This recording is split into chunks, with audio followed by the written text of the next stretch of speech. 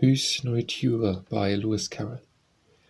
Oh, when I was a little ghost, a merry time had we, each seated on his favorite post, we jumped and chawed the buttered toast they gave us for our tea. That story is in print, I cried. Don't say it's not, because it's known as well as Bradshaw's Guide, the ghost uneasily replied he hardly thought it was. It's not the nursery rhymes, and yet I almost think it is.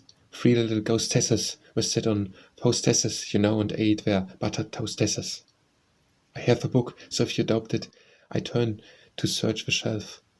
Don't stir, he cried. We'll do without it. I now remember all about it. I wrote the thing myself. It came out in monthly, or at least my agent said it did.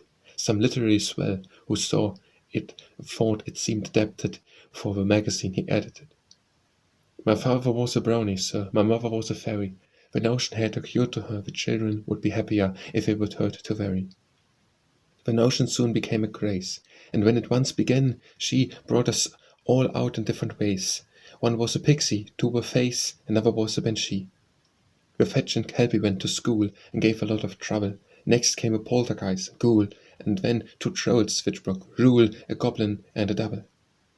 If that's a snuff box on the shelf, he added with a yawn, I'll take a pinch. Next came an elf, and then a phantom, that's myself. At last, Le Pochon. One day some spectres chanced to call, dressed in the usual white. I stood and watched them in the hall, and couldn't make them out at all. They seemed so strange at sight. I wondered what on earth they were, that looked all hat and sack, but mother told me not to stare, and then she twitched me by the hair and punched me in the back. Since then I've often wished that I had been a spectre born, but what's the use? He heaved a sigh. They are the ghost nobility, and look on us with scorn. My phantom life was soon begun. When I was barely 6, I went out with an older one, and just at first I thought it fun, and went at it like bricks. I've haunted dungeons, castles, towers, wherever I was sent. I've often sat and howled for hours, drenched to the skin with driving showers upon a battlement. It's quite old-fashioned now to groan when you begin to speak. This is the newest thing in town, and here it chilled me to the bone. He gave an awful squeak. Perhaps, he added, to your ear, that sounds an easy thing. Try it yourself, my little dear. It took me something like a year of constant practicing. And when you've learned to squeak, my man, and caught the double sob, you've pretty much where you began. Just try and gibber if you can. That's something like a job.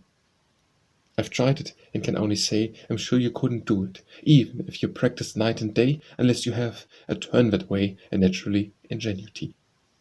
Shakespeare, I think it is, who treats of ghosts in days of old, who gibbered in the Roman streets, dressed, if you recollect, in sheets. You must have found it cold. I've often spent £10 on stuff in dressing as a double, but though it answers as a puff, it never has effect enough to make it worth the trouble. Long bills soon quenched the little thirst I had for being funny. The setting up is always worst, such heaps of things you wanted first. One must be made of money.